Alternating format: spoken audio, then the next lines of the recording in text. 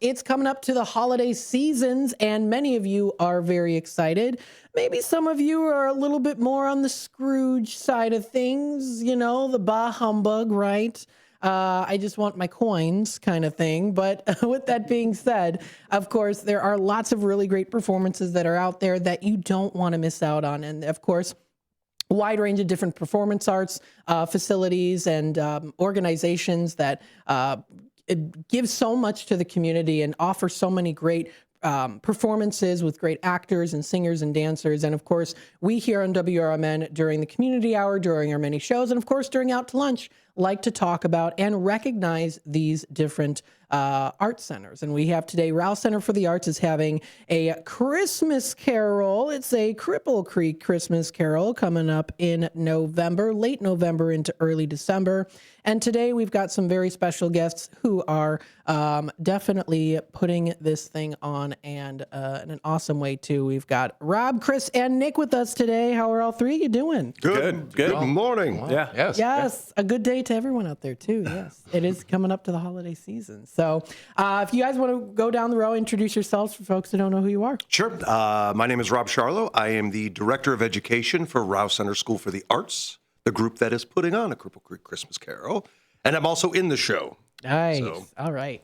My name is Nick Eversman. I am a box office associate. Essentially, I'm the guy who helps you buy your tickets at the box office and kind of do a myriad of other things at the Raue, as well as teaching.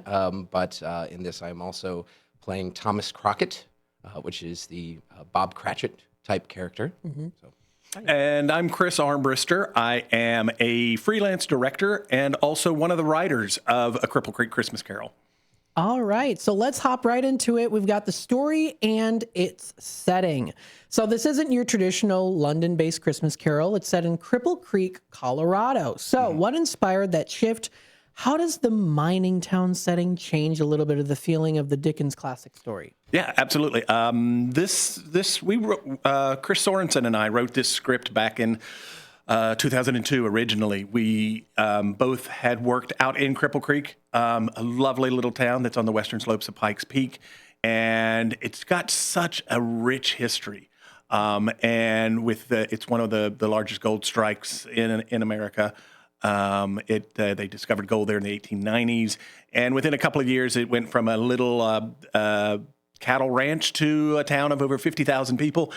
Now they've got around 2,000 people out there, and it's a little gambling town. So that history really spoke to us, and what we decided to do was incorporate those some of those historical characters. Bob Womack, who discovered gold there, Winfield Scott Stratton, who was one of the generous mine owners out there, as well as Molly Kathleen, who was one of the first women to actually stake a claim, gold claim.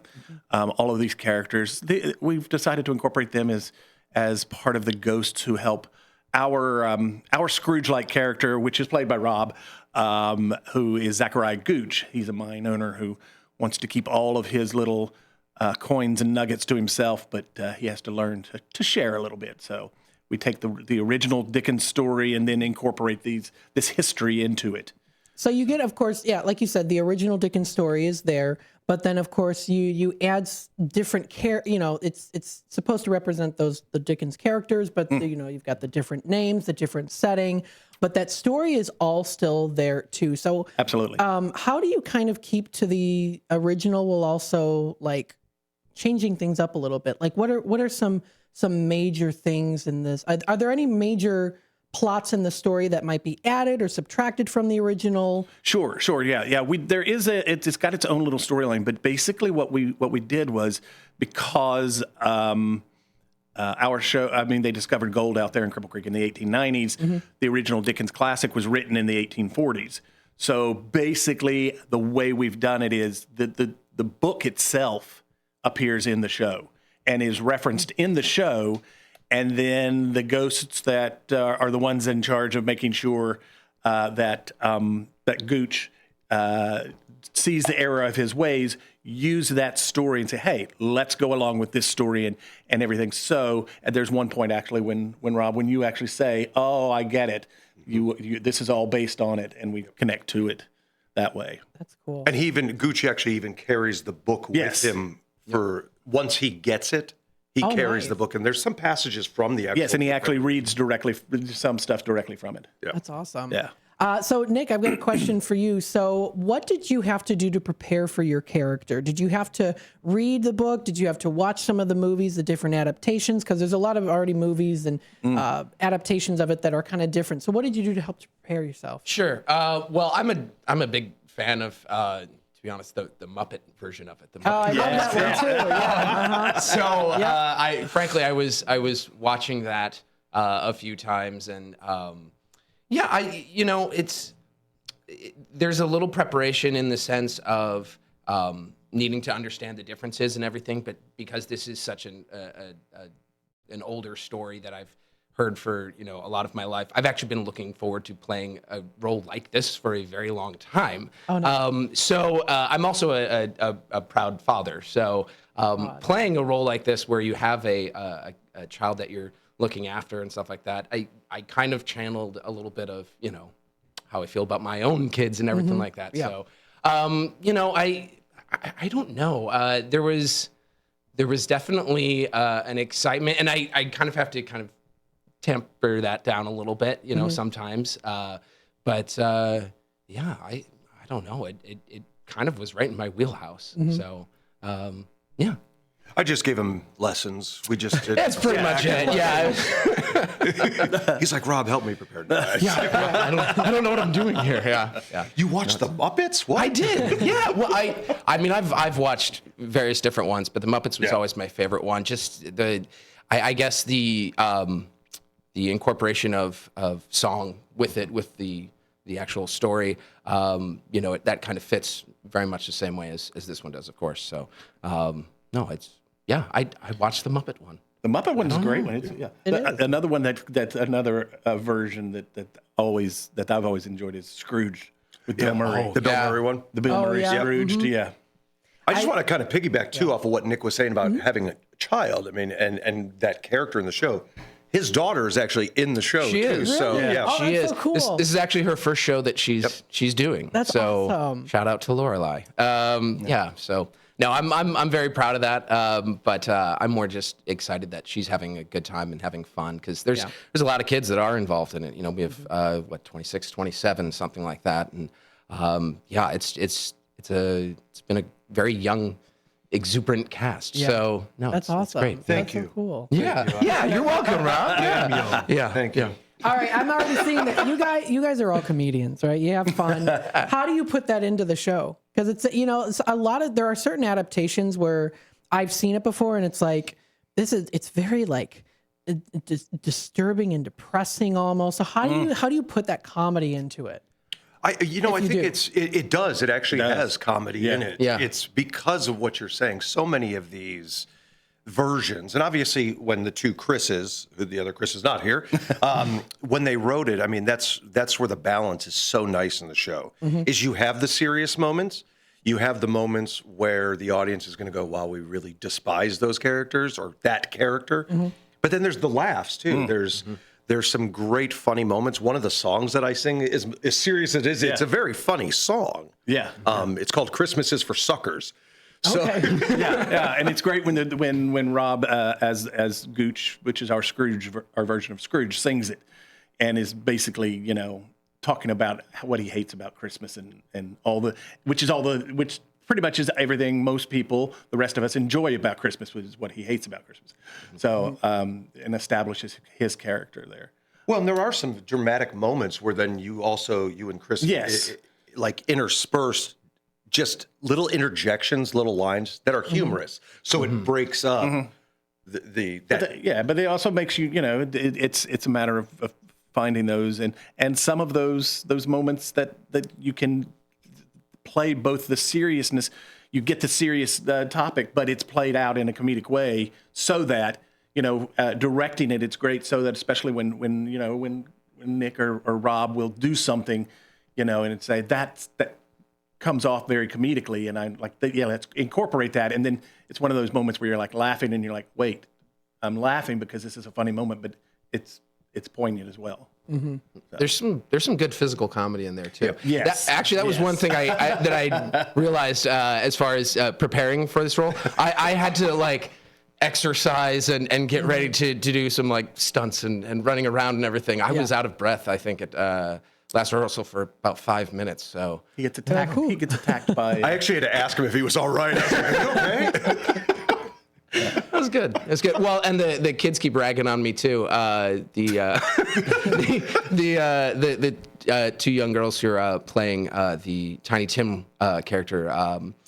There's a few times where I carry them, on the stage, and both of them have said that I need to go back to the gym.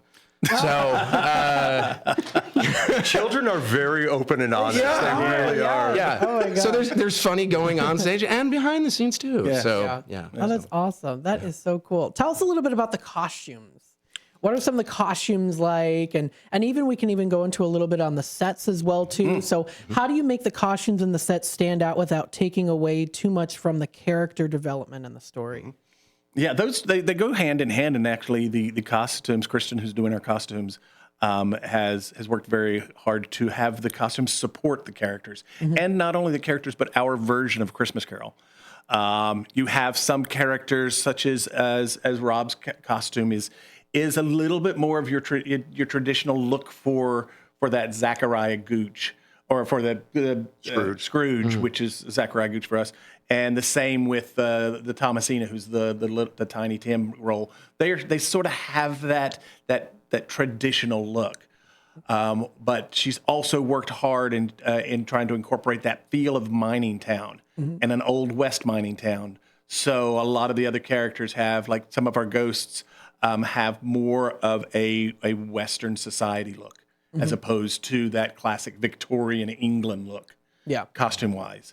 And the same that Lisa, who designed the sets, has done with. We've actually tried to incorporate actual locations. The actual locations, Bennett Avenue, which is the main street of Cripple Creek, there is one of our locations during the set. We do visit Mount Pisgah Cemetery, which is a cemetery out there. And what she's done is we've got a cemetery projection on a screen. And then for that particular scene, we fly in a cutout of the actual archway that leads into that particular location out in Cripple Creek. So she's tried to recreate as much of that realistic feel within it. So she's done a lot of research in doing that. Well, and that's the thing. Yeah, both Lisa and Kristen, because there's so much history in the show, like even with Kristen with the costumes, because we have Stratton and Womack and Molly Kathleen, we actually... you didn't mention her, but Doc Susie is in the show, who is very loosely. That's where Dr. Quinn Medicine Woman, based on Seymour. Was Dr. Susan. I don't know her. Dr. Susan Anderson. Dr. Susan Anderson was she was fairly well known as one of the early female women doctors of the area, because again that was primarily a male dominated career even back then. So. Yeah, and Kristen did a great job because she pulled the images of the real people. So That's awesome. That's really cool. Yeah. Right. And we've got those, and she's used those as her references and stuff. So, and you can see some of that. Rob put together beautiful history boards to display in the lobby of the Raue Center, so that you get there early and you can sort of check out some of those and say, oh, that's the real person. Very cool. Yeah, it's cool. Yeah, we have 5 boards that go through the history, so the real people that are in the show, the locations we talk about in the show, the timeline of Cripple Creek. That's really cool to incorporate that. That's an element that stands out to me, is that it's a real place, and so that really adds. I mean, what would be really cool is if you had someone from Cripple Creek come to the show and see it. That would be really cool. We actually do. Really? We have some. Really? We have. Awesome. I've talked to a few people in the box office, and we have a few people that are from Colorado that know of Cripple Creek, and we have some people that have actually seen the show in Cripple Creek. We've done the show several times in Cripple Creek. Oh, that's right. Yeah, the original production was done in there. In fact, this is the first time we're branching out and taking it out of the state and out of Cripple Creek, and we're really excited to be able to do that here at the Raue with Rob and his program here. And it's been really fun and exciting to also incorporate this script with the program that Rob has, we've actually added some scenes, and we've added several characters so that we've got more stuff for the kids to do in the script. And we actually told all the kids, because when we originally wrote it, there's a schoolhouse scene with a lot of the kids in it.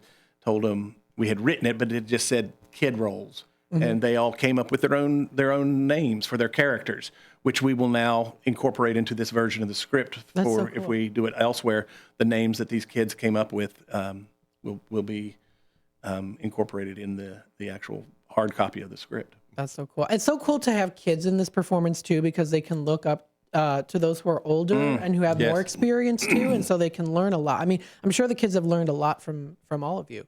Yeah, it's that's one of the things when I started working in this program is I wanted to do shows that merged kids and adults because it's exactly what you're saying. I think it's important for them because RCSA is trying to be a pre-professional program for these kids, for them to be able to work alongside professionals and to see how it actually works. Well, it's great because what they learn in the classes that RCSA provides, they learn about it, and some of them as recently as the 6 weeks leading up to rehearsal, and then they're able to turn right around and come in, and they're actually able to see Nick and Rob doing some of the techniques and approaches that they've just learned about, and they're like, oh, so this is very applicable, and they can actually put it to use right away. Especially it prepares them if they want to continue to do acting and maybe even pursue it as a career too. Absolutely. Yes. That's great. Well, and like Nick was saying too, even with his daughter, she just finished taking some classes with us, and now this is her first official stage show.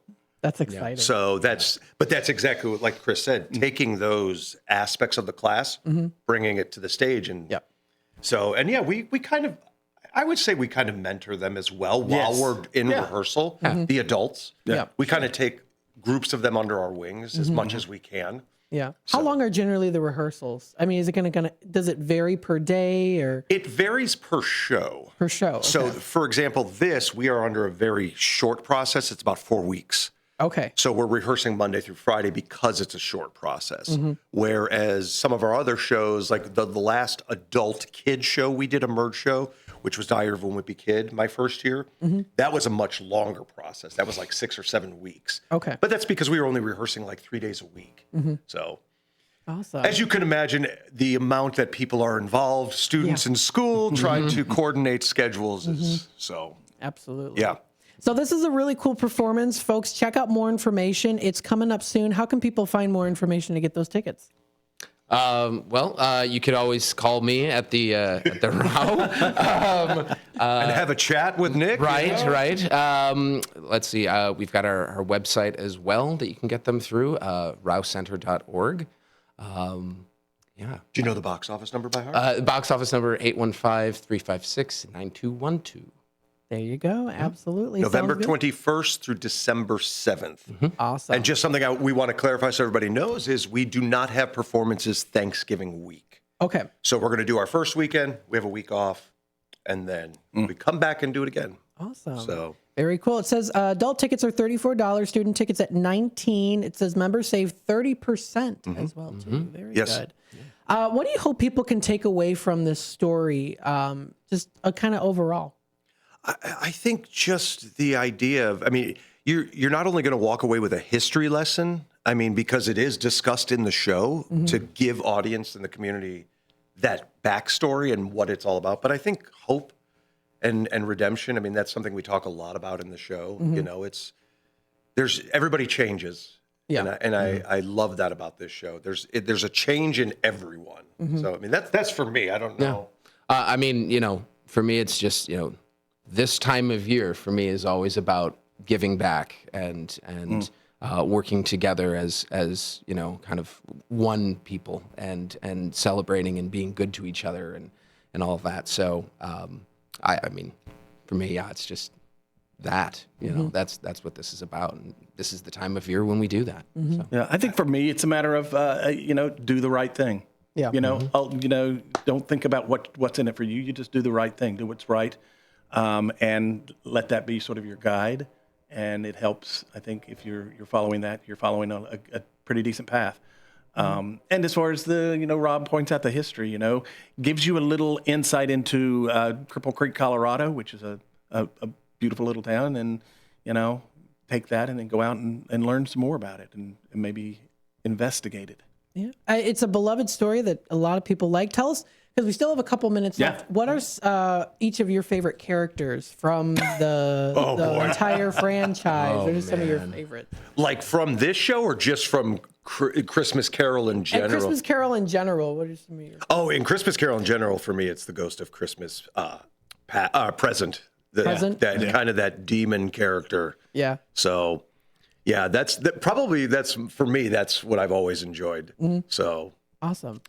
I have to say I've always loved the Bob Cratchit role. Just the good at heart, doing the best you can, dealing with whatever the world throws at you, and just trying to get up every day and do the right thing. That I just think that there's something to that I've always enjoyed with that. Yeah, just the character of his character, and how he deals with the world and everything else. So.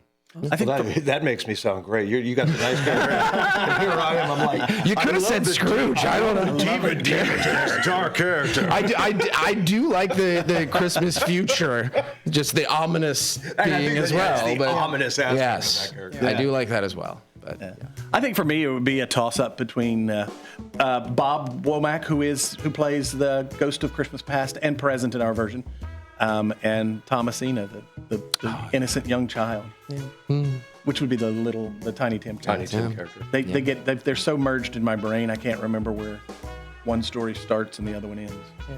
Well, thank you all for coming onto the air today. Oh, thank you, Matt. Thank you. Such a pleasure. And folks, check out more information on the show. This is the Cripple Creek Christmas Carol. It's coming up. You can find more information on their website. It's events.rausecenter.org. Check it out for more information. And we will be back with more here on Out to Lunch in just a little bit.